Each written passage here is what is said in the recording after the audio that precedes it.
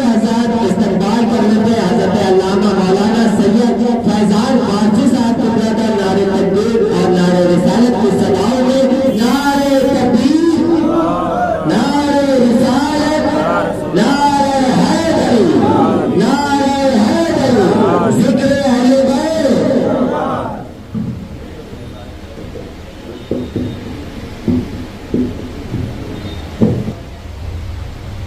الحمدللہ رب العالمین والصلاة والسلام علی سید المرسلین وعلی آلہ الطیبین الطاہرین، اما بعد فاعوذ باللہ من الشیطان الرجیم، بسم اللہ الرحمن الرحیم۔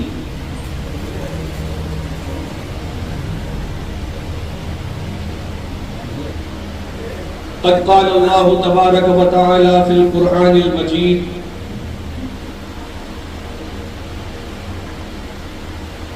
انما یرید اللہ لیذھب عنکم الرجس اہل البیت ویطہرکم تطہیرا۔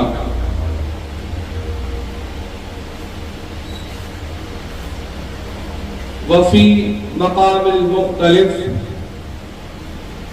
فما بکت علیہم السماء والارض۔ صدق اللہ المولانا العلی العظیم۔ اما بعد، حاضرین و سامعین، السلام علیکم ورحمۃ اللہ وبرکاتہ۔ خیریت سے ہیں آپ لوگ؟ مجھ سے پیشتر جو مجھ سے پیش رو گزر گئے اور اپنے اپنے حصے کی حاضری بارگاہ رسالت اور ان کی اہل بیت کی شان میں ان کی بارگاہ میں درج کرا رہے تھے، اپنے اپنے طریقے سے کسی نے منظوم نذرانے پیش کیے، کسی نے تحت اللفظ میں پیش کیا، کچھ نے بہت زور و شور سے بیان کیا۔ یہ ہمارے ریحان صفوی سلموں صاحب جو ہے، انہوں نے جو اشعار پڑھ رہے تھے، جب یہ تو میں جب آیا تھا تو میں نے سوچا تھا کہ کون سی آیت پہ تقریر کریں گے، کیا آیت ہونی چاہیے، لیکن احادیث کا کوئی احاطہ نہیں کیا تھا۔ لیکن یہ پڑھ رہے تو اشعار اور احادیث سامنے آتی جا رہی تھی، میرا مزاج بنتا جا رہا تھا۔ تو پڑھنا تو اسی کو کہتے ہیں کہ وہ مقصد کا ہو جائے، اے کاش جسے کہتے ہیں نا، اے کاش اتر جائے تیرے دل میں میری بات۔ تو چاہے تحت اللفظ میں ہو اور وہ چاہے ترنم میں ہو، کسی طرح ہو، باہر کیف ہر کوئی اپنا اپنا عقیدت، اپنی اپنی عقیدت کا اظہار کر رہا تھا اور اپنے نذرانے کو پیش کر رہا تھا۔ میں بھی چاہتا ہوں کہ کب عرض و معروض کا سلسلہ مختصراً دراز ہو، ان کی وقت آدھے گھنٹے کا ملا ہے، اور اب دیکھیے آدھے گھنٹے میں کیا ہوتا ہے مجھے نہیں پتا، اگر تھوڑا سا آگے پیچھے ہو جائے تو برداشت کیجیے گا۔ قبلہ نے فرما دیا بڑھ جائے کوئی دقت نہیں، بس ہم یہی چاہتے تھے۔ تو عرض یہ ہے کہ ابھی دیکھیے ہم جاہل آدمی ہیں، کوئی علامہ فہامہ کسی بڑے عالم مولانا اور مفتی اور ہونے کا دعویٰ نہیں ہے۔ ہم نے جب سے دیکھا ہے کہ ایک عالم کو، ایک علامہ کو، ایک مفتی کو عرش اعظم سے مردود ہوتے ہوئے، تب سے ہم ڈرتے ہیں خود کو علامہ اور عالم سمجھنے سے، ڈرتے ہیں اس بات سے کہ خود کو عالم سمجھتے ہیں۔ بس چاہت خواہش اتنی سی ہی ہے فقط کہ جو کچھ آئے در مرتضیٰ کے صدقے آئے، جو دینے والا ہاتھ ہو میرے پیر و مرشد کا ہو۔ اب اس میں نہیں چاہتا کہ میں جاہلوں میں شمار کیا جاؤں کہ پھر عالموں میں شمار کیا جاؤں، مجھے اس سے پرواہ نہیں۔ تو یہ بات کیوں کہی؟ آپ نے اتنے اچھے اچھے لوگوں کو سنا، برداشت کیا، تھوڑا دیر ہم کو برداشت کریں۔ درود پاک پڑھنے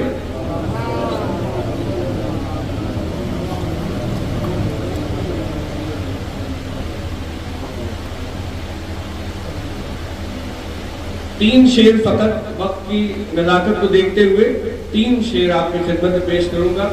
اب دیکھتے ہیں آپ کس طرح اس کا استقبال کرتے ہیں۔ مطلب پیش خدمت ہے۔ کسی نے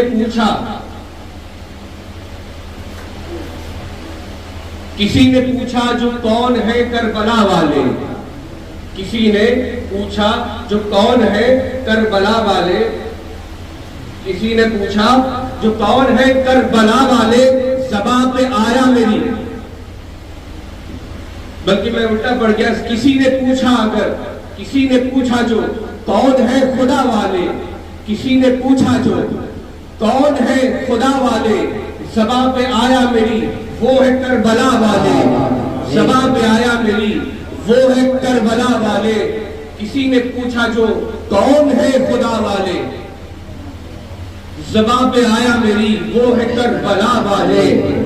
اور شعر پیش خدمت ہے، کرشمہ سازیاں، اندر بھائی کرشمہ سازیاں۔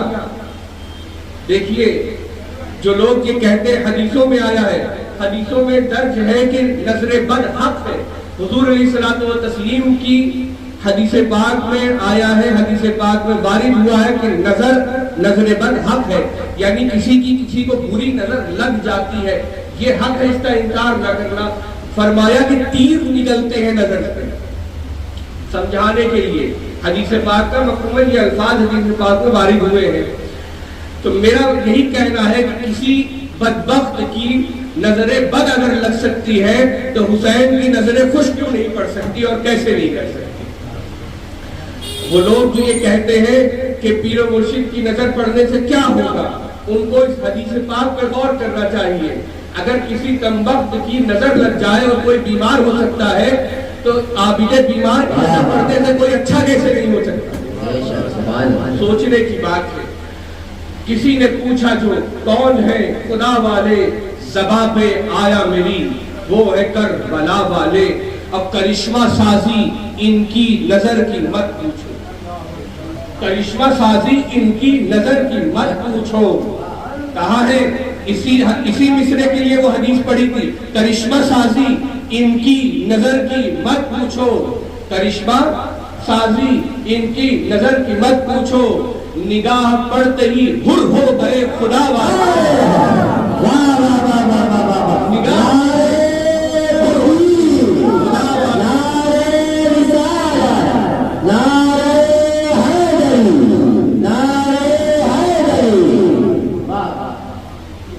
نگاہ پڑتے ہی ہر ہو گئے خدا والے، کرشمہ سازی ان کی نظر کی مت پوچھو، نگاہ پڑتے ہی ہر ہو گئے خدا والے۔ کل تک جو یزیدی ٹولے میں تھا، آج وہ ادھر آیا تو وہ خدا والا ہو گیا، کتنی نماز پڑھی، کتنی روزے رکھے، پتا چلا یہ سب فیض نگاہ حسین کا۔ سبحان اللہ۔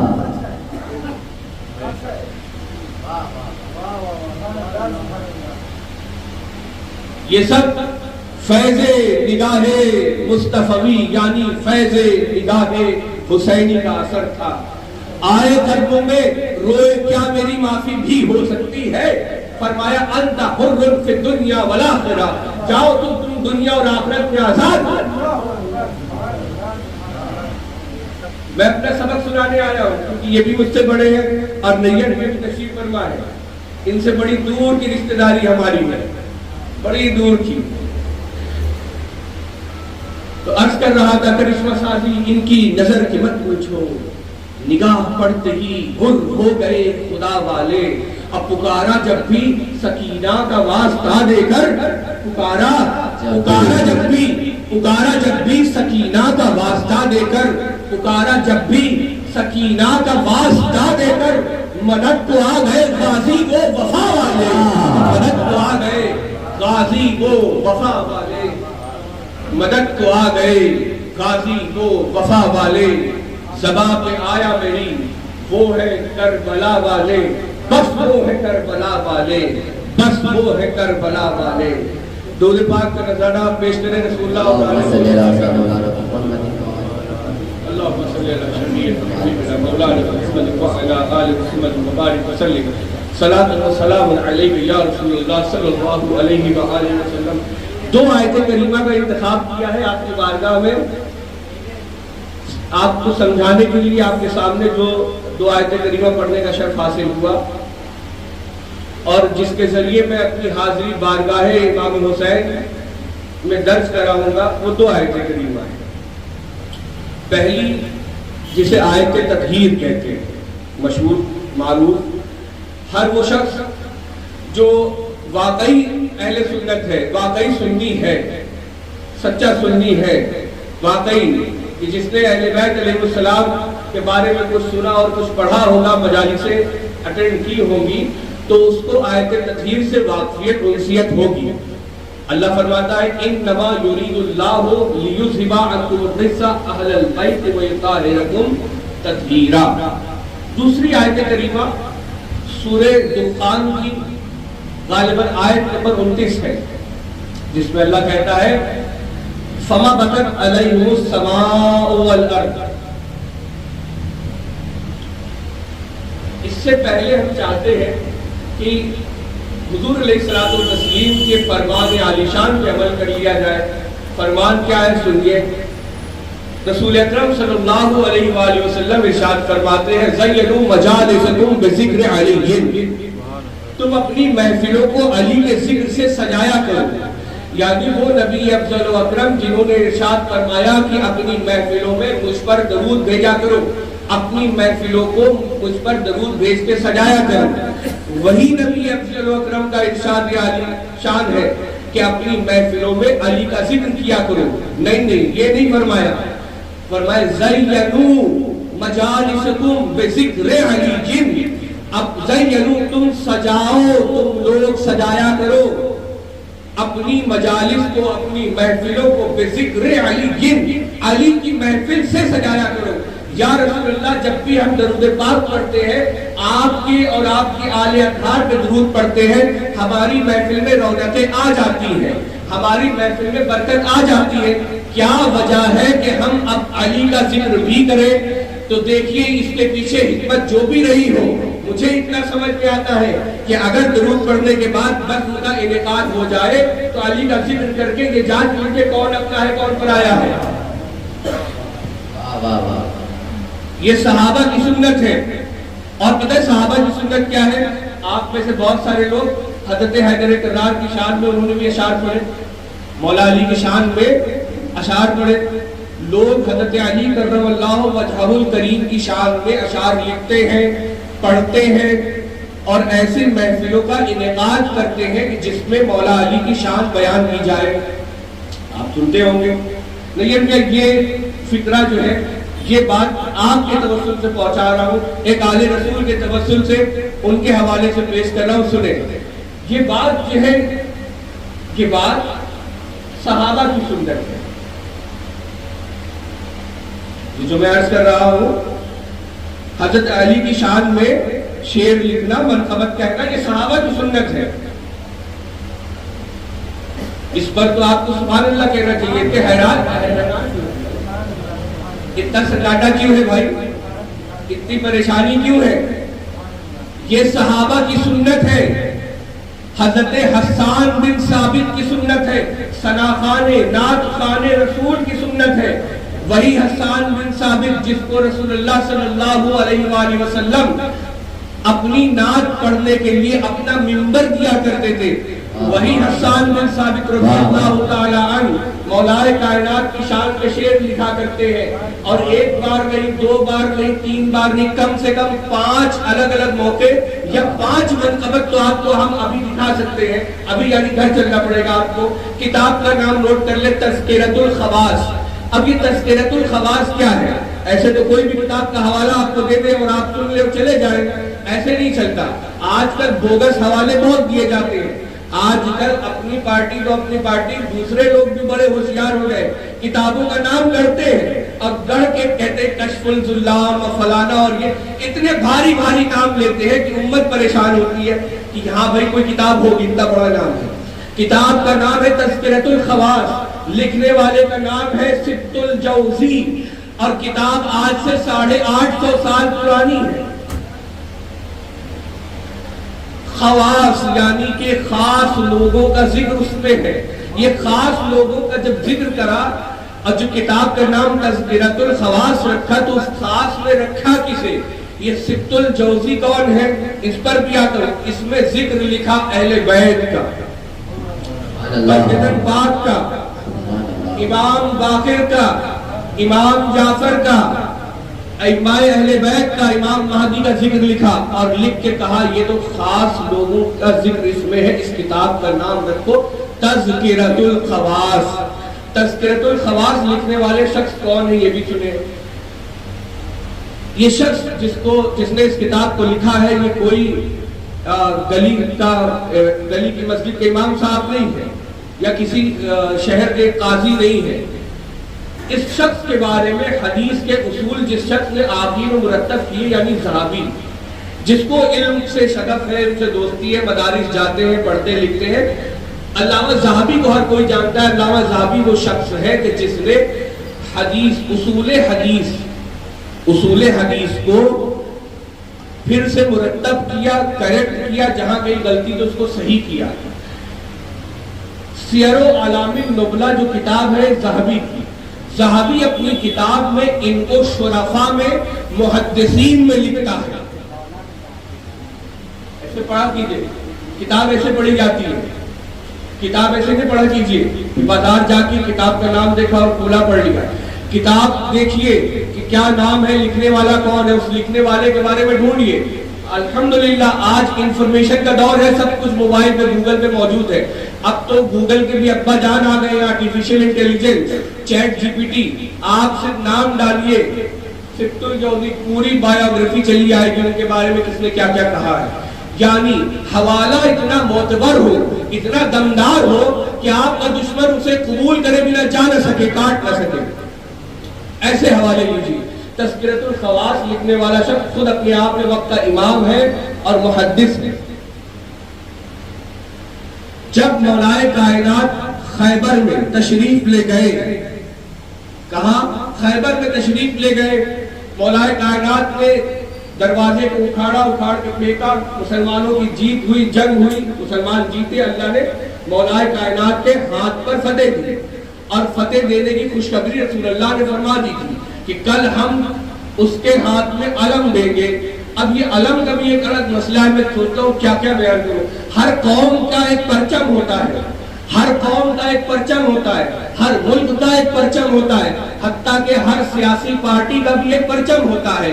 یہ کیسے ہو سکتا ہے کہ اسلام جیسا عظیم الشان مذہب اس کا کوئی پرچم یا علم نہ ہو؟ جانیے اسلام کے جو پرچم آج تک بنائے گئے ہیں اس کے نقشے دیکھیے. یوں چوکور ہوتے تھے. کیسے ہوتے تھے؟ یوں چوکور. کچھ ریکٹینگولر شیپ میں ہوتے تھے، یعنی یوں ایسے ہوتے تھے، لمبے جاتے تھے نیچے. کچھ اوپر سے ایسے آ کے یوں ایسے مڑ جایا کرتے تھے. یہ اسلام تکون بھی ہوتے تھے اور اس میں لکھا کیا ہوتا تھا؟ لا الہ الا اللہ محمد رسول اللہ. یا اسلام کی کوئی نشانی، کوئی عظیم آیت قرآنی لکھی ہوتی تھی. یعنی ہر وہ کپڑا جس پہ اسلام کی نشانی یا کسی ایسے شخص کا نام جس سے اسلام پہچانا جاتا ہو وہ اسلام کا پرچم، اسلام کا جھنڈا کہلائے گا. اسلام مجھے یہی سمجھ میں نہیں آتا جو مسئلہ، میں دقیق نہیں جاؤں گا، میں بس اتنا کہنا چاہوں گا، جو مسئلہ شرعی نہ ہو، قطعی نہ ہو، جو مسئلہ اپنی ذات میں قطعیت نہ رکھتا ہو، ایبسلیوٹ نہ ہو، اس مسئلے پر کسی کو کفر اور کسی کو شرک کا حکم نہیں دیا جا سکتا. اب جس مسئلے پر کسی کو کفر اور شرک کا فتویٰ نہیں دیا جا سکتا، اس مسئلے پر کسی کا نکاح بھی توڑا نہیں جا سکتا. عباس کا علم دیکھنے سے نکاح ٹوٹتا نہیں، مضبوط ہوتا ہے. سمجھے آپ؟ مضبوط ہوتا ہے. یہ اسلام کا علم اٹھایا تھا اور غازی عباس، آپ کہیں گے اسلام کا علم ہے تو کیوں کہتے ہیں غازی عباس کا علم ہے؟ میرے بھائی طلوع نبوت سے لے کر طلوع نبوت یعنی جس وقت رسول اللہ نے ارشاد فرمایا تھا کہ اللہ ایک ہے، میں اس کا رسول ہوں، اس طلوع نبوت، طلوع اسلام سے لے کر کربلا تک، جس طرح آپ یہ کہتے ہیں کربلا تک، یہ دین رسول اللہ اور محمدی کہلایا ہے، لیکن کربلا سے لے کے قیامت تک اب یہ دین جس طرح حسینی کہلاتا ہے اب کہلاتا رہے گا. اسی طرح جب وہ علم مولائے کائنات نے اٹھایا تو مولا علی کا علم تھا، رسول اللہ نے اٹھایا رسول اللہ کا علم تھا، دین کا علم تھا. کربلا میں دین کی نشاط اس کی حفاظت کے لیے، اس کی نصرت کے لیے جب سے غازی عباس نے علم اٹھایا ہے، اس لیے ہماری وفا شعاری ہے، یہ ہماری محبت ہے کہ ہم اس اسلام کے علم کو غازی عباس کا علم کہتے ہیں، کیونکہ غازی عباس سے اسلام پہچانا جاتا ہے۔ تذکرۃ الخواص میں جب حضرت حسان بن ثابت نے دیکھا کہ خیبر فتح ہوا، قلم اٹھائی، حضرت حیدر کرار کی شان میں منقبت لکھی۔ حضور مولا کائنات کو غدیر میں دیکھا کہ رسول اللہ نے ہاتھ پکڑ کے ان کا ہاتھ بلند کیا اور آپ کو کے لیے فرمایا من کنتہ مولا فہذا علی مولا، جس کا میں مولا اس کے علی مولا۔ جب یہ دیکھا تو پھر قلم اٹھایا اور ان کی شان میں منقبت لکھی، تو گویا جج کے، رچ کے، ڈٹ کے، جم کے لکھیے، جم کے سنیے اور جم کے مولا کائنات کا ذکر کیجئے کہ یہ کسی فرقے کی پہچان نہیں ہے، کسی شیعت یا سنیت کی پہچان نہیں ہے، یہ اسلام کی پہچان ہے۔ مولا علی اسلام کا اثاثہ ہے، کسی فرقے میں بانٹی ہوئی جاگیر کا نام نہیں۔ یاد رکھیے قرآن نے آپ کو کہا ہے انتم مسلمون، تم مسلمان ہو، تمہاری پہلی پہچان یہ کہ تم مسلمان ہو، اور تم مسلمان ہو تمہاری یہی پہچان ہے، اور ہم کو اپنی یہی پہچان رکھنا چاہیے۔ سب سے پہلے ہم مسلمان ہیں، اس کے بعد ہم جو ہے تو ہوتے رہے۔ درود پاک پڑھ لیں۔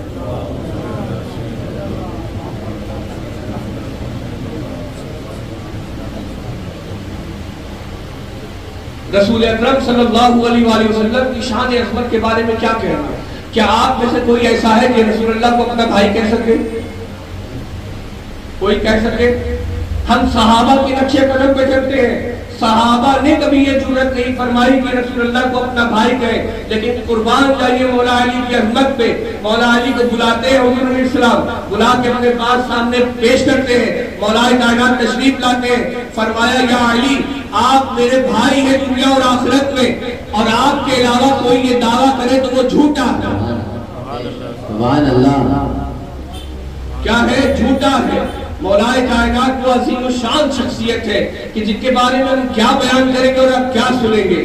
آپ اتنا سمجھ لیجئے کہ رسول اللہ نے جن کے بارے میں یہ فرمایا اللہم کلہمی، دمو کا دمی، روح کا روحی، قلب کا قلبی، شعر کا شعری، جلد کا جلدی، عین کا عینی، قلب کا قلبی، یعنی علی کون ہے؟ علی وہ ہے جن کے بارے میں رسول اللہ نے فرمایا کہ علی کا دل میرا دل ہے، علی کا گوشت میرا گوشت ہے، علی کا خون میرا خون ہے، علی کا دل میرا دل ہے، علی کی کھال میرے کھال ہے، علی کے بال میرے بال ہے۔ یہ علی ہے، اور یہی بات ختم نہیں ہوتی۔ جن کو اس پر اعتراض ہے وہ اٹھائے فتاوی رضویہ، اعلیٰ حضرت خود لکھتے ہیں مولا علی کی شان میں لہم غلامی دمو کا دمی، یہ مولا علی کی شان انہوں نے خود درج کی ہے۔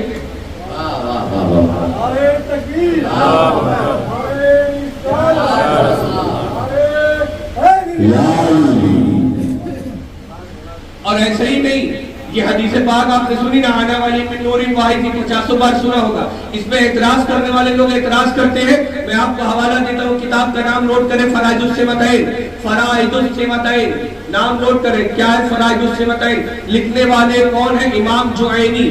امام جوینی کون ہے؟ آئیے پھر سے چلتے ہیں انہی کے پاس، ان لوگوں کے پاس جو یہ بات کہتے ہیں کہ ہمیں فتاوے سے دکھاؤ۔ ان سے میں کہتا ہوں کہ حضرات آپ فتاوی رضویہ اٹھائیے۔ امام جوینی وہ عظیم الشان شخصیت ہے جن کو اعلیٰ حضرت بھی اپنا امام لکھتے ہیں، امام الحرمین لکھتے ہیں، امام اہل سنت لکھتے ہیں، اپنا سید سردار امام لکھتے ہیں۔ امام جوینی وہ شخصیت ہے، آپ کچھ ماننے کو تیار نہیں تو جس گلی آپ کا واسطہ ہم آپ کو اسی کا حوالہ دیں۔ بات تو یہ ہے کہ ڈپلیکیٹ قادری مارکیٹ میں آ گئے ہیں، قادریت کو جانتے نہیں ہیں، نہ قادریت کو پڑھا ہے۔ معلوم ہے قادریت کسے کہتے ہیں؟ قادریت وہ ہے اس نقشے کو، اس نموز کو، اس پیراہن کو، اس طریقے کو کہا جائے گا کہ جس طریقے پہ سرکار سیدنا غوث پاک چلتے تھے۔ آئیے سرکار غوث پاک کی بارگاہ میں، فجر کا وقت ہے، نماز فجر پڑھ لی۔ سرکار غوث پاک نماز فجر پڑھنے کے بعد اپنا رخ انور کربلا کی طرف کرتے ہیں اور سلام پڑھتے ہیں، السلام علیکم یا حسین ابن علی، السلام علیکم یا حسین ابن علی۔ یہ سرکار غوث پاک ہے. سرکار غوث پاک ہر روز فجر کی نماز کے بعد امام حسین کو سلام بھیجا کرتے تھے. یہ قادریت ہے. قادریت کیا ہے پتہ ہے آپ کو؟ قادریت یہ کہ سرکار غوث پاک فرماتے ہیں کہ میں ناجائز سمجھتا ہوں. آپ لوگ کیا کہتے ہیں مشکل میں؟ یا غوث المدد کہتے ہیں یا نہیں؟ ہاتھ اٹھا کے بتائیں. کہتے ہیں. میں کہتا ہوں یا غوث المدد. ہم سب کہتے ہیں, ہم سب اس کے قائل ہیں. آپ یا غوث المدد کہتے ہیں. سرکار غوث پاک فرماتے ہیں کہ میں اپنی مصیبت میں ناجائز سمجھتا ہوں کہ غیر آل نبی سے مدد طلب کروں. غیر آل نبی سے مدد مانگنے کو سرکار غوث پاک جو یا غوث المدد پہ دنیا کی مدد کرتے ہیں مندر بھائی, جو یا غوث المدد کہنے پر کہتے ہیں اگر میرا مرید مشرق میں ہو میں مغرب میں ہوں, اگر وہ ننگا ہوگا تو میں کپڑا پہنا دوں گا, اگر وہ بھوکا ہوگا تو میں کھانا کھلا دوں گا. وہ غوث اعظم, وہ پیران پیر دستگیر اپنی مصیبت میں یا علی مدد کہتے ہیں, وہ اپنی مصیبت میں یا حسین کہتے ہیں. نعرہ حیدر, نعرہ حیدر, لبیک یا حسین, لبیک یا حسین. معلوم ہے ہر قوم کا جس طرح جھنڈا ہوتا ہے, ہر قوم کا ایک ترانہ ہوتا ہے, ہر قوم کا ایک نعرہ ہوتا ہے, ہر قوم کی اپنی اپنی ایک پہچان ہوتی ہے جس سے سماج میں اس کو پہچانا جاتا ہے. یہ کچھ پہچان ایسی ہوتی ہے جو مذہبی ہوتی ہے, مذہب سے نکالتے ہیں. کچھ پہچان ایسی ہوتی ہے کہ جو ہم بناتے ہیں تاکہ دوسرے لوگ بھی ہمیں پہچان سکیں. اسی طرح اسلام کی پہچان یہ بھی ہے کہ اس کے 3 نعرے ہیں. اسلام کے 3 نعرے ہیں. یہ ڈاکہ ڈالا گیا کہ ہمیں 2 نعرے سنائے گئے ہیں. 3 نعرے ہیں, نعرے تکبیر, نعرے رسالت, نعرے حیدری. یہ 3 نعرے ہیں. اور یہ نعرے لگانے والے کون ہیں پتہ ہے آپ کو؟ خیبر, خندق, احد, بدر میں صحابہ لگاتے تھے. تسبیح پڑھ پڑھ کے ہمیں صحابہ کی نقش قدم پہ چلنے والوں, دعوت دینے والوں, دیکھو صحابہ کی یہ سنت ہے کہ مولائے کائنات خندق میں تشریف لے جا رہے ہیں. خندق میں تشریف, خندق کیا ایک جنگ ہوئی 4 ہجری میں, غالباً 4-5 ہجری میں, اس میں تشریف لے جا رہے ہیں. مولائے کائنات کے بارے میں کیا اب یہ بات مجھے سمجھنے کی ہے کہ مولائے کائنات یوں ہی تشریف نہیں لے گئے. سامنے والے نے چیلنج کیا, حل بھی مبارس کو ہے میرے مقابلے میں آنے والا. عمر اپنے عبد ود کو لے کر آئے تھے اور عمر ابن عبد ود قریب 7-8 فٹ کا ایک حیولہ تھا, ہٹا کٹا, اور بڑی کشتی میں تلوار بازی میں بڑا ماہر تھا. اور ابھی جو مدینے میں جنگ ہو رہی ہے اس میں آدھے لوگ تو مکہ والے ہیں, انہوں نے اس کی لڑائی دیکھی ہوئی تھی. اب کوئی اس کے سامنے آنے کو تیار نہیں ہوتا تھا, کوئی سامنے آنے کو تیار نہیں ہوتا تھا. یہاں رسول اللہ ارشاد فرما رہے ہیں کوئی ہے جو جائے اس کا منہ کالا کرے, اس کی ناک پہ خاک رگڑے, اس کی زبان بند کرے. مولا علی کھڑے ہوئے, آپ نے بٹھا دیا. حضور نے اسی طرح 3 بار ارشاد فرمایا, لیکن کسی کی ہمت نہ ہوئی. سلمان فارسی روایت کرتے ہیں کہ میں دیکھتا ہوں کہ آپ کھڑے ہو رہے ہیں اور رسول اللہ بٹھا رہے ہیں, لیکن جب اتمام حجت ہو گئے کوئی آگے جانے والا نہیں تھا تو پھر حضرت مولا علی کو تیار کیا. تیار کر کے اپنا امامہ باندھا, اپنے ہاتھ سے بازو بند باندھے, اپنے ہاتھ سے زرہ پہنائی. میں ایک بات کہہ دوں, یہ ہمارے اور آپ کی تعلیم کے لیے تھا کہ لڑنے جاؤ تو سب تیاری سے جاؤ, تلوار لے کے جاؤ, بازو بند باندھ لو, زرہ باندھ لو, ورنہ وہ علی تھے, ان کو ضرورت ہی نہیں تھی کسی چیز کی.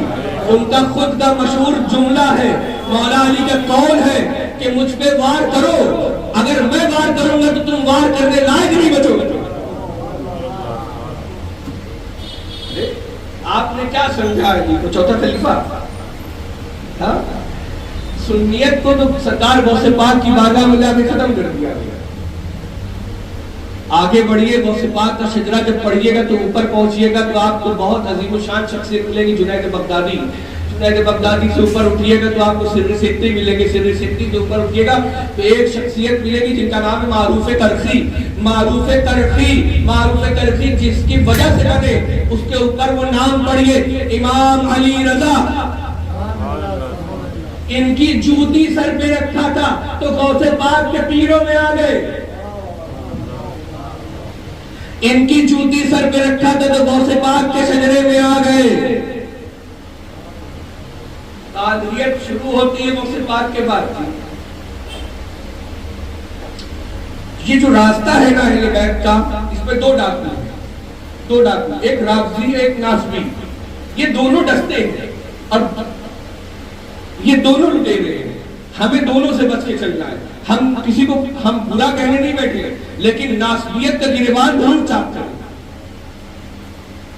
ناصبیت یاد رکھیے اس فطرت کو کہتے ہیں جس فطرت کی وجہ سے لوگ اہل بیت کا ذکر سن نہیں پاتے، ہضم نہیں ہوتا، سر کھجاتے ہیں، بالوں سے کھیلنے لگتے ہیں، کپڑوں سے کھیلنے لگتے ہیں، کسی اور کا ذکر چھیڑ بیٹھتے ہیں. یہ تو مجبوری ہے. تحفہ اسنا شریعہ اٹھائیے. شاہ عبدالعزیز محدث دہلوی نے لکھا ہے کہ اصل میں شیعان اولا ہم ہی ہیں. یہ مجبوری میں ہم نے اہل سنت لفظ اختیار کیا ہے. پڑھتے نہیں ہیں جی ہم لوگ. کیا کریں گے پڑھ کے؟ علامہ واٹس ایپ فیس بک، فاضل فیس بک علامہ واٹس ایپ چل رہے ہیں اپنے. ادھر سے آیا ادھر فارورڈ کیا، کائے کو اپنا بھیجا پھرا ہے لوگ. تو میں اس کر رہا تھا مولائے کائنات کو تیار کیا، تیار کر کے خندق کی طرف بھیجا.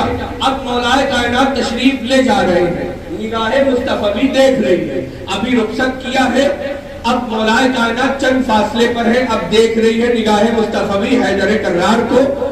حیدر کرار کو جاتا ہوا دیکھا. جب میں مولائے کائنات وہاں پہنچ رہے تھے، حضور مولائے کائنات کے بارے میں رسول اللہ نے ارشاد فرمایا آج کل ایمان کل کفر کے مقابلے میں جا رہا ہے. بے شک سبحان اللہ. یہ کیا ہے کل ایمان کل کفر؟ ایک صاحب سے کہنے لگے ہمارے مسلک میں تو مولا علی کی محبت جزو ہے، ہمارے ایمان کا جزو ہے. ہم نے کہا یہی تو فرق ہے. آپ جس کو جزو سمجھے ہم اس کو کل سمجھتے ہیں. فضیلت میں علی کی کچھ فرق تم میں ہے اور ہم میں، جسے تم انتہا سمجھے اسے ہم ابتدا ہے. تو عرض کر آج کل کفر یعنی آج جس نے اسلام کو للکارا ہے، اسلام کا مذاق اڑایا ہے، آج وہ شخص تمام ٹوٹل کفر ہے، ایبسلیوٹ کفر ہے. اس کے مقابلے میں مولائے کائنات کو جاتا دیکھ رسول اکرم صلی اللہ علیہ وسلم نے فرمایا وہ کل کفر ہے تو یہ علی کل ایمان ہے. یہ ٹوٹل ایمان ہے، ان کی محبت ایمان ہے. آپ کہاں جیتے ہیں؟ سنیے حدیث پاک. حضور علیہ السلام نے ارشاد فرمایا کہ کوئی شخص مسلمان نہیں ہو سکتا جب تک کہ وہ کلمہ نہ پڑھ لے، اور کوئی شخص تب تک کلمہ اس کے گلے سے اتر نہیں سکتا، ایمان آ نہیں سکتا جب تک کہ وہ میری اہل بیت سے محبت نہ کر لے. لکھنے والے اس حدیث کو لکھنے والے شخص کا نام امام ابن حجر مکی الہیثمی ہے اور کتاب 450 سال پرانی ہے اور ان کو بھی اعلیٰ حضرت نے اپنا امام لکھا ہے. خیر کل کفر کے مقابلے آج کل ایمان جا رہا ہے. اسی جاتا ہوا دیکھ مولائے کائنات کے بارے میں رسول اکرم حضرت ابوبکر سے روایت ہے. میں بات کہتا ہوں کہ دیکھیے اسلام تضاد اور افراد کا نام نہیں، اسلام بیلنس متوازن کا نام ہے. یہاں ہر چیز بیلنس ہو، نہ افراد ہو نہ تفریط ہو. ہم کو اہل بیت سے محبت کرنا صحابہ نے سکھایا ہے اور ہم کو تعظیم صحابہ اہل بیت نے کر کے دکھائی ہے. مدد نہیں آیا. سنیے رسول اللہ، میں نے ایک بات کہی نا، کوئی ہے جو رسول اللہ کو اپنا بھائی کہے؟ کیا حضرت عبداللہ ابن عباس رسول اللہ کے چچا زاد بھائی نہ تھے؟ کیا حضرت عباس حضرت حمزہ رسول اللہ کے چچا نہ تھے؟ کبھی اپنا بھتیجا کہا؟ کبھی کہا کہ یہ میرا بھتیجا ہے؟ یا حضرت جعفر رسول اللہ کے چچا زاد بھائی، حضرت عقیل حضور کے چچا زاد بھائی، کسی نے رسول اللہ کو بھائی کہا؟ کسی نے نہیں کہا. یہ بات سمجھنے کی ہے. یا علی انت سید دنیا فی الدنیا والآخرہ، یا علی انت اخی فی الدنیا والآخرہ، اے علی آپ دنیا اور آخرت کے سید و سردار ہیں. اسی طرح ارشاد فرمایا یا علی آپ دنیا میں میرے بھائی، دنیا اور آخرت میں میرے بھائی ہیں. تو یہ بات یوں ہی نہیں فرماتی، اس کے پیچھے وجہ ہے. یہ بات رسالت کی زبان سے نکلی ہے. یہ بات فرما رہی، یہ بات ارشاد فرمانا خود بتا رہا ہے کہ یہ اس فضیلت کا حامل ہر کوئی نہیں ہو سکتا. یہ بات جبکہ حضور کے چچا زاد بھائی موجود ہیں، فرمایا کہ کوئی اس کا اور کوئی اور اس کا دعویٰ کرے تو وہ جھوٹا ہے.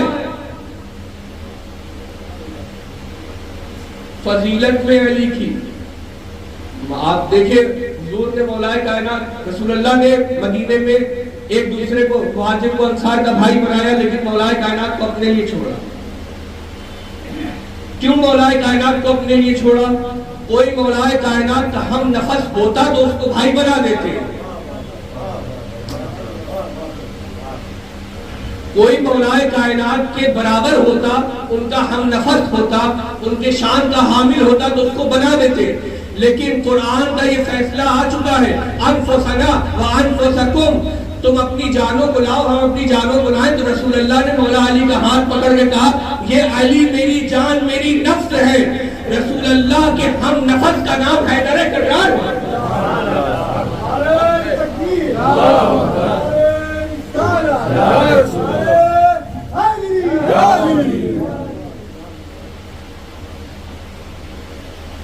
روایت میں آیا ہے مولا کائنات کے بارے میں حضرت ابوبکر، میں کیا کیا بیان کروں. حضور مولا کائنات حدیث سنیے، حضرت ابوبکر فرماتے ہیں کہ میں نے اپنے کانوں سے سنا کہ رسول اللہ نے فرمایا دیکھیے محبت کرنا سکھا رہے ہیں. کیسے سکھا رہے ہیں کہ حضور مولا کائنات اور حضرت ابوبکر ایک ساتھ چل رہے ہیں. کیسے ایک ساتھ چل رہے ہیں؟ حضرت ابوبکر مولا علی کے پیچھے آ جاتے، مولا علی کہتے نہیں آپ آگے چلیں، حضرت ابوبکر ان کو آگے کرتے. جب یہ بات 2-3 بار تکرار پا گئی تو مولا کائنات نے کہا آپ بڑے ہیں آپ آگے چلیں. تو حضور حضرت ابوبکر نے فرمایا کہ میں یا علی میں اس شخص سے آگے آگے کیسے چل سکتا ہوں کہ جس کے بارے میں میں نے رسول اللہ کو فرماتے ہوئے سنا ہے کہ علی مجھ سے ہے اور میں علی سے. میرا ایک عنوان ایک ٹاپک ہے کہ بچہ جس وقت پیدا ہوتا ہے اور قیامت نہیں، بچہ جب پیدا ہوتا ہے تب سے لے کے جنت میں اپنا مقام پا کے محل کے اندر داخل ہو جانے تک علی کی ضرورت ہر مرحلے میں پڑے گی. آپ کو علی ہر جگہ نظر آئیں گے، ہر جگہ آپ کو ضرورت پڑے گی. بنا علی کے آپ کا گزارا نہیں ہے. ہر جہاں علی ملیں گے نہ دامن بچائیے، بچنا علی سے ہے تو جہنم میں جائیے. میں عرض کر رہا تھا آپ سے، حضرت ابوبکر فرماتے ایک مرحلہ بیان کر دو. حضرت ابوبکر فرماتے یا علی میں نے سنا ہے اپنے کانوں سے، انہی کانوں سے سنا ہے رسول اللہ نے ارشاد فرمایا کہ علی جس کو پروانہ لکھ کر دیں گے، اپنے ہاتھ سے رکتا لکھ کر دیں گے، وہی پل صراط سے پار ہو پائے گا. یعنی اگر کوئی اپنے اعمال لے کر آئے، اپنے سجود پہ ناز کرنے والا آئے، اپنی نمازوں پہ اترانے والا آئے، اور اگر مولا کائنات اس کو لکھ کے نہ دے he has not been entitled to pass over the پل صراط، تو اس کو وہیں پکڑ کے جہنم کی آگ میں بھیج دیا جائے گا. جس کو لکھ کر دیں گے کہ اس کو اجازت ہے کہ پل صراط سے پار ہو سکتا ہے، وہی پار ہوگا. حضرت ابوبکر فرماتے ہیں یہ جو حدیث سنتے ہیں آپ کہ علی کو دیکھنا عبادت ہے، یہ حضرت ابوبکر نے بتایا ہے. حضرت ابوبکر رضی اللہ تعالیٰ نے جب یہ ارشاد فرمایا کہ جس کو علی لکھ کر دیں گے وہی پل صراط سے پار ہوگا، یا علی میں نے یہ سنا ہے. فقال علی ابن ابی طالب، مولا علی ارشاد فرماتے ہیں ویسے ہی پلٹ کے یا ابا بکر میں اس کو ہی لکھ کر دوں گا جس کے دل میں آپ کی تعظیم ہوگی.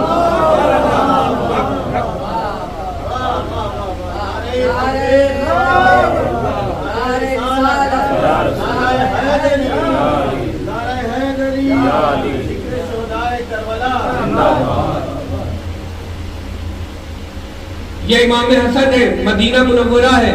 میں خندق بیان کرے تو بھولا نہیں، اگر بھول جاؤں تو واپس یاد دلا دیجیے گا. مدینہ منورہ ہے، حضرت عمر منبر پہ ہے، حضرت عمر کی دور خلافت ہے، امام حسن مسجد میں آتے ہیں، امام حسن کو مسجد میں آتے دیکھ کر حضرت عمر کھڑے ہو گئے، اصحاب نے پوچھا کہ آپ اتنے احترام میں کیوں کھڑے ہو گئے؟ حضرت عمر فرماتے ہیں کہ تم کیا سمجھتے ہو؟ حضرت عمر نے کیا سکھایا؟ حضرت عمر نے ہمیں یہ سکھایا، بلکہ اس سے پہلے میں بیان کر دوں کہ حضرت امام حسن نے جب کہا کہ میرے نانا کے منبر سے اتر جاؤ، خلیفہ وقت نے حضرت عمر رضی اللہ تعالیٰ نے یہ نہیں کہا کہ اے بیٹا آپ کیا کہتے ہیں، میں تو خلیفہ ہوں، میں نہیں بیٹھوں گا منبر پہ تو کون بیٹھے گا؟ نہیں، حسن ابن علی نے یہ کہا منبر سے اتر جاؤ، تو عمر اتر گئے۔ حضرت عمر نے اتر کے یہ بتایا اور دکھایا ہے کہ حسن جو کہہ دے وہ کر لو۔ کہا میرے نانا کے منبر سے اتر جاؤ، بات ختم۔ حضرت عمر نے اپنا ٹوپی امامہ جو بھی پہنا ہوا تھا اس کو اتارا، اپنے سر پہ ہاتھ رکھا، بال پکڑا، کہا یہ منبر کیا؟ یا حسن، اے حسن یہ منبر کیا چیز ہے؟ میرے سر پہ یہ جو بال ہے یہ آپ کے نانا کی خیرات ہے۔ بال کی بڑی اہمیت ہوتی ہے، آپ کے اندر بال سفید نہیں کیے تھے۔ وہ کہہ رہے ہیں عمر نے جو جہادیں لڑی، جو اللہ کی راہ میں جہاد کیا، اللہ کی راہ میں مال خرچ کیا، عبادت کی، زہد کی، انصاف کیا، عدل کیا، یہ اس سے بال سفید ہوا ہے۔ یہ اس سے بال سفید ہونے کے باوجود یہ بال عمر کی دیر نہیں ہے، عمر کے تقوی نے نہیں دی، اے حسن آپ کے نانا کے قدموں کی خیرات ہے۔ آتا دیکھا منبر سے کھڑے ہو گئے، یہ سکھایا ہمیں کہ میں نے نمازیں پڑھی، جہاد کی، رسول اللہ کی نصرت میں تلواریں نکالی، رسول اللہ کی آن بان شان کے لیے ڈھال بن کے کھڑے ہو گئے۔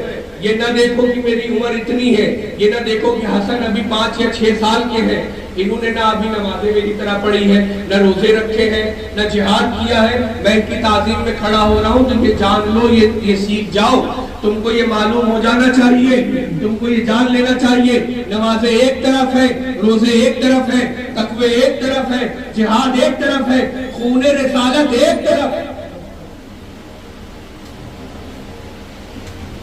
یہ خون رسالت کا احترام کر کے دکھایا ہے۔ درود پاک پڑھ لیں۔ میں عرض کر رہا تھا، حدیث پاک میں وارد ہوا کہ جنگ خندق کی جنگ کے دن، یوم خندق، مولا کائنات جب اپنے بت کی طرف گئے، لپکے، اس کو مارا، مارنے کے لیے تلوار اٹھائی، تو رسول اکرم صلی اللہ علیہ وآلہ وسلم نے فرمایا نہیں، حضرت ابو بکر نے فرمایا، میں نے رسول اللہ سے سنا ہے کہ رسول اللہ نے فرمایا کہ یوم خندق کے دن علی کی ایک وار، علی کا ایک ضرب، علی کا ایک حملہ کائنات دونوں جہان ثقلین کی عبادتوں سے افضل ہے۔ کیا سمجھے آپ؟ ثقلین کی عبادت کسے کہتے ہیں؟ ثقلین سمجھے، ثقلین ثقل کہتے ہیں بھاری چیز کو، ثقلین یعنی دو بھاری چیز، یہاں ثقلین سے مراد دونوں عالم ہے، یعنی یہ عالم اور وہ عالم جس کی ہمیں خبر ہے۔ ان دونوں عالم میں جو کوئی عبادت کرنے والا عبادت کر رہا ہے، اس میں فرشتے، اولیاء، جنوں نے بھی عبادت کی ہے، جن و بشر کی تمام عبادتیں جو اللہ نے قبول کی ہیں، ان سے پہلے یعنی اس زمانے سے پہلے اور قیامت تک، یعنی آدم علیہ السلام سے لے کے عیسیٰ علیہ السلام تک، عیسیٰ علیہ السلام سے لے کے رسول اللہ تک، رسول اللہ سے لے کے قیامت تک جتنے لوگ عبادت کرنے والے تھے، عبادتیں جن جن لوگوں نے کی، ان کی تمام قبول کی گئی عبادتیں ایک طرف، ایک پلے میں۔ علی کا وار اپنا اتنا بھاری ہے کہ اس کا ایک وار ایک طرف،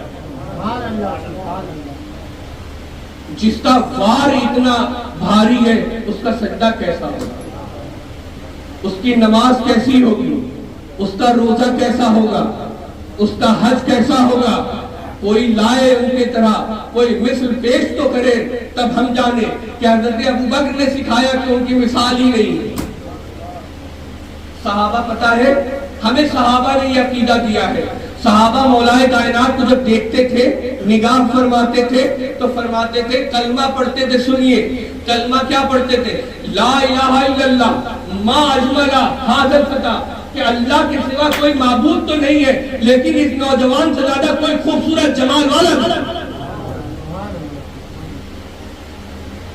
لا الہ الا اللہ ما اشرف ھذا الفتى، کہ اللہ کے سوا کوئی معبود نہیں ہے لیکن اس نوجوان کی طرح کوئی بزرگوار نہیں.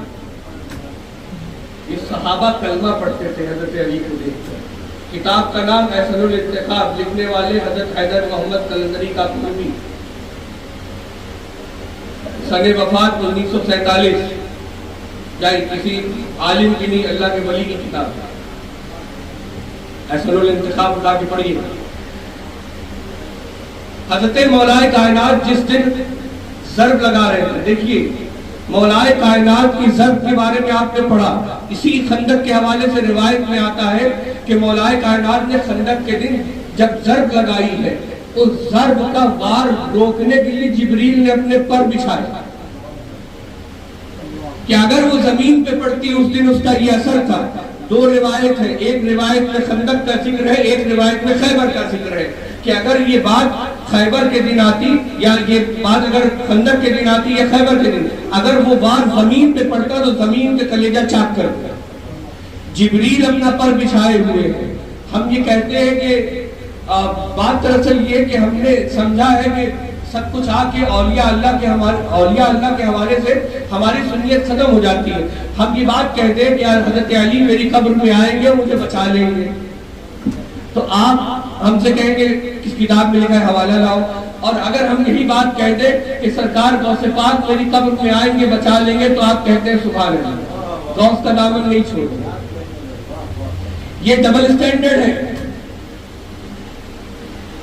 میں کاظم پاشا صاحب کے لہجے میں بولوں تو یہ تو دوگلا پن ہوتا جی، پوتا بچا لے دادا نہیں بچا سکتا، یہ کیسی باتیں ہوتا جی. میں عرض کر رہا تھا حضرت حیدر کرار کے حوالے سے جب بھی بات ہو ہمارے ذہن میں جو یہ دفتر کھلتا ہے، مولا علی کا نام لے لیجئے 4 بار 5 بار، سامنے والا سوچتا ہے کہ یہ شیعہ ہے یا تو اس کا ایجنٹ ہے. یہ جو خیال آپ کے ذہن میں آتا ہے یہ خیال عبث ہے، بیکار ہے، ناسبیت کی پہچان ہے. اس خیال کو دماغ سے نکالیے. مولائے کائنات کرم اللہ وجہہ الکریم کا ذکر خیر سننے کے بعد آپ کے دماغ میں نہ شیعت نہ سنیت، آپ کے دماغ میں اسلام کا اور ایمان کا دفتر کھلنا چاہیے. میں نے ابھی گھڑی دیکھی ہے، گھنٹہ ہو گیا مجھے پتہ نہیں چلا. میں جلدی سے اپنے موضوع کی طرف آتا ہوں جس آیت کریمہ کی تلاوت کی، ورنہ آپ کو شکایت ہو جائے گی.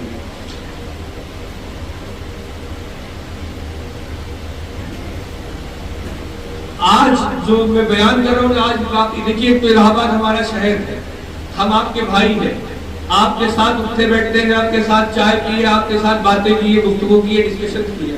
آپ کو کیا تقریر کے جوہر دکھائے؟ اصل میں آتے ہو تو بھی دکھائے، آتے ہیں نہیں دکھائیں گے کیا؟ بس جو آتا ہے ٹوٹا ٹوٹا پیش کر رہے ہیں. اب جب کہیں باہر جاتے ہیں تو ان لوگوں کی بڑی آرزو بڑی تمنائیں ہوتی ہیں تو پھر لمبی لمبی باتیں ہوتی ہیں. تو میں عرض نہیں کر رہا تھا کہ حضرت حیدر کرار کے بارے میں بات دیکھیے میں نے ذکر چھیڑا اور میرے مطابق اپنے فضیلت بیان نہیں کی اور ابھی 1 گھنٹہ گزر گیا. میں چاہتا ہوں کہ میں واپس آ جاؤں آیت کریمہ میں کچھ پوائنٹ کی بات کرنا چاہتا ہوں تاکہ آپ یہاں سے اٹھیں تو کچھ آج لے کے جائیں. ذکر امام حسین کی مجلس میں آئے تو آپ کی ترقی ہو، اگر ترقی نہ ہو سکی تو پھر کیا؟ درود پاک پڑھیں. ترقی ہوتی ہے، ضرور ہوتی ہے، کچھ ہمیں پتہ چلتی ہے، کچھ قیامت کے دن نامہ اعمال کھلے گا تو پتہ چلے گی. سمجھے آپ؟ اس وقت میرے ذہن میں روایات اور احادیث کے جو ہے نا دریا اڑ رہے ہیں. اگر میں نے کوئی بھی بات چھیڑا تو پھر 1 گھنٹہ گزرے گا. میں جلدی سے بات تمام کرتا ہوں. آیت کریمہ، آیت تطہیر، انما یرید اللہ، بے شک اللہ کا یہ ارادہ ہے، لیذھب عنکم الرجس، دور کر دے ناپاکی. رجس اہل بیت سے ویطہرکم تطہیرا، اور ان کو خوب پاک پاک صاف کر دے. اس کا یہی ترجمہ آپ سنتے چلے آئے ہیں اور یہی ترجمہ لوگ کرتے ہیں. میں سب کا احترام کرتے ہوئے اب اس ترجمے سے اختلاف کرتا ہوں. اس ترجمے سے اختلاف کیوں کرتا ہوں؟ اس کے لیے اس آیت کریمہ کا شان نزول اور تفسیر جاننا ضروری ہے. ہم سب یہ جانتے ہیں کہ یہ آیت کریمہ پنجتن پاک کی شان میں نازل ہوئی ہے. ہم سب یہ جانتے ہیں کہ رسول اکرم صلی اللہ علیہ وآلہ وسلم نے پنجتن پاک کو یعنی مولا علی کو، سیدہ کائنات کو، امام حسن کو، امام حسین کو علیہ السلام کو چادر میں لیا، چادر میں ڈھاکا. ڈھانکنے کے بعد آیت دو طرح سے تفسیر دو طرح سے ہوتی ہے. یعنی آیت نازل ہو، حضور علیہ السلام عمل کر دے. کچھ آیت نازل ہوئی، نماز پڑھو، حضور نے پڑھ کے دکھا دیا، اب تفسیر اس کی وہی ہوئی. آیت نازل ہو، حضور علیہ السلام اس آیت پر عمل کر دے تو وہ بنتی ہے اس کی تفسیر. یہ ایک طریقہ ہے. حضور علیہ السلام کوئی عمل کرے اور آیت نازل ہو جائے تو وہ اس کا شان نزول اور تفسیر دونوں بنتا ہے. یہ ایک ایسا واقعہ ہے حدیث قصہ جسے کہتے ہیں، یعنی وہ واقعہ جہاں سے ہمیں یہ لفظ ملا ہے پنجتن. اس حدیث قصہ کا معاملہ ایسا ہے کہ دونوں روایت ہے اور دونوں ہی صحیح روایت ہے. ایک روایت یہ کہتی ہے حضور نے چادر میں لیا اور یہ آیت نازل ہوئی. ایک روایت یہ کہتی ہے آیت نازل ہوئی تو حضور نے چادر میں لیا. دونوں چیز نظر کے سامنے ہونا چاہیے. یعنی ہر دونوں طریقے سے آیت نازل ہونے کے بعد یا آیت نازل ہونے سے پہلے چادر میں بس یہی 5 تن تھے. ٹھیک ہے، بس یہی 5 تن تھے. اس آیت کریمہ کے حوالے سے اس آیت کریمہ میں جو 5 لوگ شان اس آیت کے حامل ہیں وہ 5 کون ہیں؟ رسول اللہ صلی اللہ علیہ وآلہ وسلم، مولا علی، بی بی پاک، حسنین کریمین. یہی 5 لوگ ہیں. ان 5 میں سے کچھ دیر کے لیے سمجھانے کے لیے 4 کو ہم ابھی چھوڑتے ہیں. پہلے رسول اللہ کی بارگاہ میں آتے ہیں کیونکہ رسول اللہ نے یہاں پر آہنی دیوار بن کے کھڑے ہیں اس ترجمے کو صحیح کرنے کے لیے. اب ترجمہ سنیے جو ترجمہ کیا جاتا ہے کہ بے شک اللہ کا یہ ارادہ ہے کہ اہل بیت سے رجس کو دور کر دے. لیذھب عنکم الرجس. اہل بیت سے کیا؟ رجس کو. بولیے یہ بات یاد کرنی ہے آپ کو، آج ہی یاد کر کے جائیں گے. رجس کو دور کر دے. کیا کر دے؟ دور کر دے. رجس کو، رجس کسے کہتے ہیں؟ رجس، رے جیم سین، رجسن. رجس کہتے ہیں ہر طرح کی ناپاکی، گندگی، عیب، گناہ. ہر وہ چیز جو اللہ اور دنیا کے نزدیک دینداری میں اور دنیا داری میں بری سمجھی جاتی ہو اسے رجس کے معنی میں لیا جائے گا. گناہ رجس ہے. ٹھیک ہے، ناپاکی رجس ہے، عبادت چھوڑنا رجس ہے، کسی کو برا کہنا رجس ہے، کوئی برا کام کرنا رجس ہے. کیا ہے؟ بولیے، رجس ہے. آج یہ رے جیم سین یاد کر لیجئے گا. ہر وہ برا کام، ہر وہ بری چیز، ہر وہ برا اینگل جو برائی کو ڈیفائن کرتا ہو، برائی کو بتاتا ہو، اسے کیا کہتے ہیں؟ رجس کہتے ہیں. اور آپ لوگوں نے بہت سنا ہوا ہے. ہم کچھ چہرے ایسے دیکھ رہے ہیں جن کو ہم جانتے ہیں، انہوں نے یہ خوب سنا ہوا ہے. رجس کسے کہتے ہیں؟ ہر طرح کی، بولیے، ہر طرح کی ناپاکی، ہر طرح کی برائی کو. یعنی آیت کا ترجمہ یہ ہوا کہ بے شک اللہ کا یہ ارادہ ہے کہ اہل بیت سے ہر طرح کی ناپاکی، ہر طرح کی برائی، ہر طرح کا عیب، ہر طرح کا گناہ دور کر دے. یہ ترجمہ بنا. اہل بیت کی بات تو ہم بعد میں کریں گے، پہلے یہاں جو شخصیت سینہ سپر ہے وہ رسول اللہ کی ہے. اگر آپ یہ کہیں گے دور کر دے تو اس کا مطلب پہلے موجود ہے، یعنی میرے دامن پہ کوئی چھیٹ لگی ہو، کوئی داغ لگا ہو اور میں کہوں میں اپنے دامن کو داغ کو دھونا چاہتا ہوں، اس کا مطلب دامن پہ داغ ہے، تب اس کو صاف کیا جا رہا ہے. اگر آپ یہ معنی لیں گے دور کر دے تو یہ ماننا پڑے گا کہ رزق موجود ہے، عیب نعوذ باللہ موجود ہے، گناہ موجود ہے، اس لیے اللہ نے یہ ارادہ کیا کہ چلو دور کر دے. نہیں، شخصیت دیکھ کر ترجمہ بدلا جاتا ہے. یہ اصول تفسیر ہے. شخصیت دیکھ کر ترجمہ، لفظوں کے معنی بدلے جاتے ہیں. مثال کے طور پہ امی کا لفظی معنی ہے جاہل، امی کا لفظی معنی ہے بنا پڑھا لکھا، لیکن جب یہ بات رسول اللہ کے لیے استعمال ہوگی، یہ لفظ رسول اللہ کے لیے استعمال کیا جائے گا تو یہ جملہ جو اس کا معنی بنا ہے یہ استعمال کرنا کفر ہے. جب رسول اللہ کو امی کہا جائے گا تو اس کا معنی یہ نکلے گا کہ جس نے دنیا میں اور آخرت جس کو کسی نے بھی نہ پڑھایا ہو، نہ فرشتوں نے، نہ انسان نے، نہ ملک نے، نہ جن نے، جس کو اس کے رب نے پڑھایا ہو. اللہ نے قرآن میں کہا الرحمن علم القرآن، رحمان نے قرآن سکھایا ہے. جس کو قرآن سکھایا وہ محمد عربی ہے، جس نے سکھایا وہ اللہ ہے. امی کا معنی یہ بنا جس کو اللہ خود براہ راست پڑھائے. شخصیت کے ساتھ معنی بدلیں گے، معنی بدلیں گے. ڈھیروں مثالیں ہیں.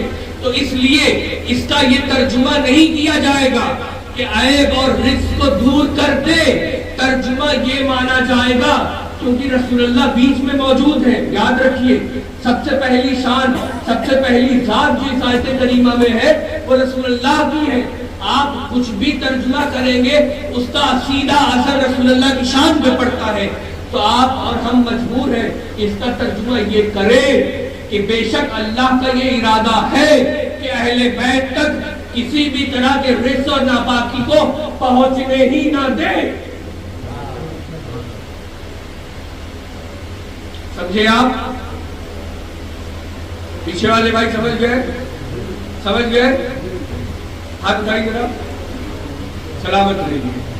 یہ ہاتھ حضرت عباس کے صدقے میں کبھی شل نہ ہو، کبھی ان پہ فلک نہ ہو. میں اس کر رہا تھا کہ اب ترجمہ یہ کرنا پڑے گا، اب ترجمہ یہ کرنا پڑے گا ہمیں کہ بے شک اہل بیت، اللہ کا یہ ارادہ ہے کہ اہل بیت تک کسی بھی قسم کی ناپاکی کو، گندگی کو،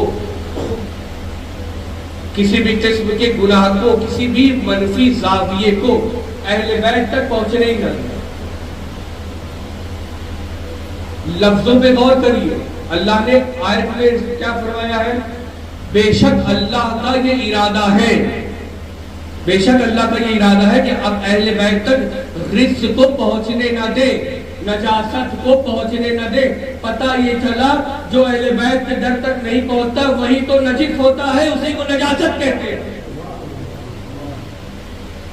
سمجھے آپ؟ آگے بڑھیے. وَيُطَهِّرَكُمْ تَطْهِيرًا، اور ان کو خوب خوب صاف ستھرا کر دے. ایسا صاف غسل کر کے 3 بار والا نہیں، اللہ کے معیار میں جسے پاکی کہتے ہیں اس طرح. یہ ایک الگ ٹاپک ہے، پھر کبھی ذکر کریں گے. لیکن ایک شبہ جو اس آیت کریمہ کے حوالے سے کیا جاتا ہے، لوگ اعتراض کرتے ہیں کہ اس آیت کریمہ میں ازواج مطہرات بھی شامل ہیں. میری جان، ہماری شانیں، ہماری آبرو، ہماری عزتیں ازواج اہل بیت پہ، ازواج رسول پہ، امہات المومنین پہ قربان ہیں. ان کی نالین ہمارے سر کا تاج ہے.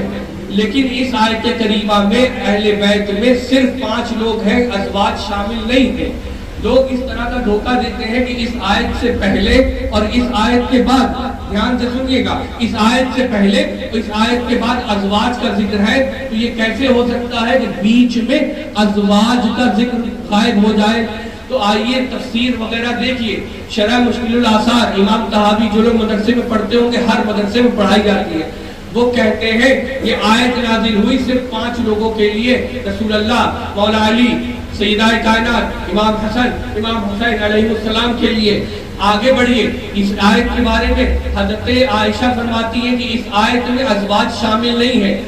ام سلمہ رضی اللہ تعالیٰ عنہ خود ارشاد فرماتی ہے کہ میں نے جب دیکھا یہ کرم، یہ نوازش ہو رہی ہے کہ حضور نے ڈھانپ کے ہاتھ کو بلند کیا، اللہ سے کہا اللہم ہؤلاء اہل البیت، اے اللہ یہ میری اہل بیت ہے، اہل بیت ازواج کی ہے۔ یا رسول اللہ یہ کا مطلب کیا ہوا؟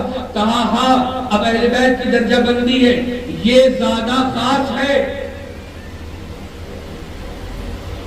یہ ایک موضوع ہے، کبھی انشاءاللہ اس پر ڈسکس کریں گے، لیکن ابھی وقت نہیں، میں جلدی سے بات ختم کرنا چاہوں گا کہ اس آیت سے پہلے جو یہ بات کہتے ہیں، بھائی علمی نقطہ ہے، ہر آیت سے پہلے قبلہ کہتے ہیں کہ سیاق و سباق دیکھنا چاہیے، میں غلط تو نہیں کہہ رہا ہوں۔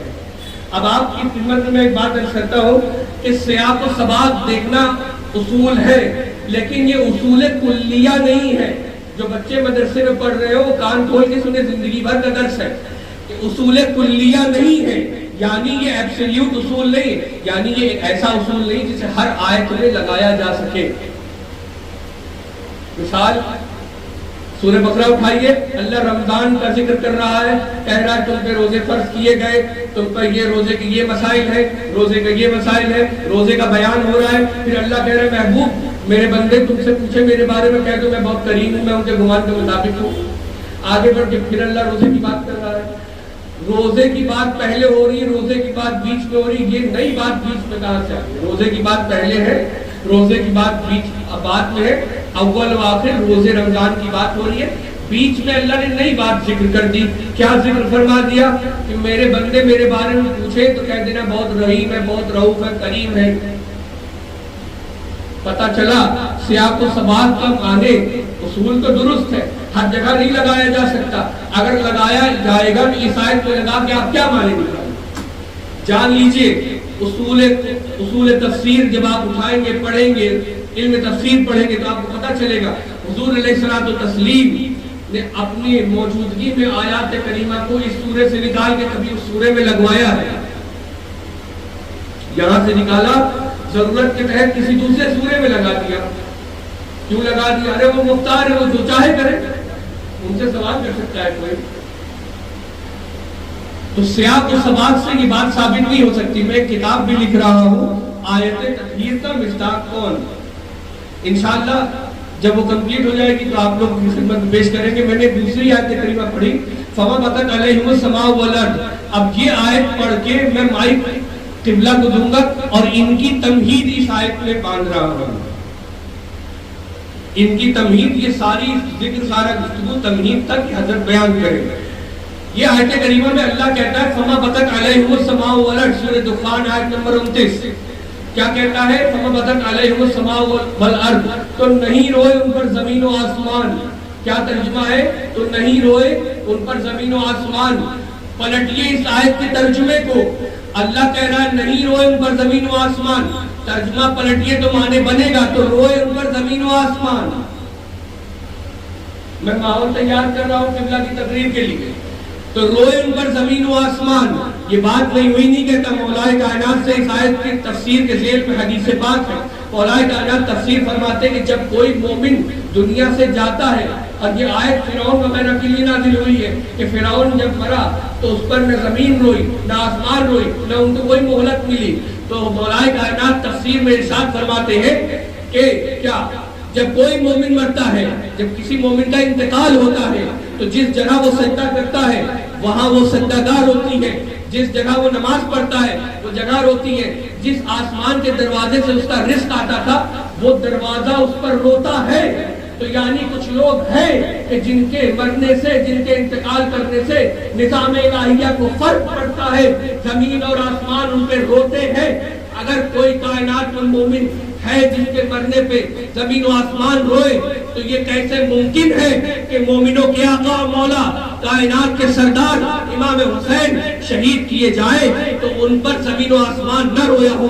ان روایات پہ اعتراض کرنے والوں کان کھول کے سنو، قرآن کہتا ہے کہ روتے ہیں ان پر زمین و آسمان، یہ معنی بنے گا۔ اور یہ حدیث پاک تمہیداً میں عرض کر دیتا ہوں، فضائل الصحابہ میں امام احمد بن حنبل ارشاد فرماتے ہیں کہ امام حسین نے فرمایا کہ ہماری غربت، ہماری مصیبت، ہماری مظلومیت کو یاد کر کے ہمارے غم میں جس کی آنکھ سے ایک قطرہ آنسو بھی بہا تو اللہ اس پر جنت واجب کر۔ ہمیں حسین منانا یہ رسول اللہ کی سنت ہے، ہمیں حسین کا انعقاد کرنا یہ اولیاء اللہ کی سنت ہے، تعزیہ داری یہ غم حسین کا شعار ہے۔ تعزیہ داری جن کو دیکھ کر جن کے خون میں ابال آتا ہے، جو پریشان ہوتے ہیں، ایک صاحب نے بہت خوب کہا کہ تعزیہ داری کو دیکھ کر، تعزیہ الگ چیز ہے، تعزیہ داری الگ چیز ہے۔ تعزیہ ایک تعزیہ داری کا ایک حصہ ہے۔ تعزیہ اور تعزیہ داری کو دیکھ کے جن کے خون میں ابال آتا ہے، جن کا خون کھولتا ہے، وہ اپنے خون کی جانچ کروا لے، وہ یزید پازیٹیو ہے۔ اس جملے پر اپنی ٹوٹی پھوٹی خطاب و تقریر کا اختتام کرتے ہیں۔ وآخر دعوانا الحمدللہ رب العالمین، والسلام علیکم ورحمۃ اللہ وبرکاتہ۔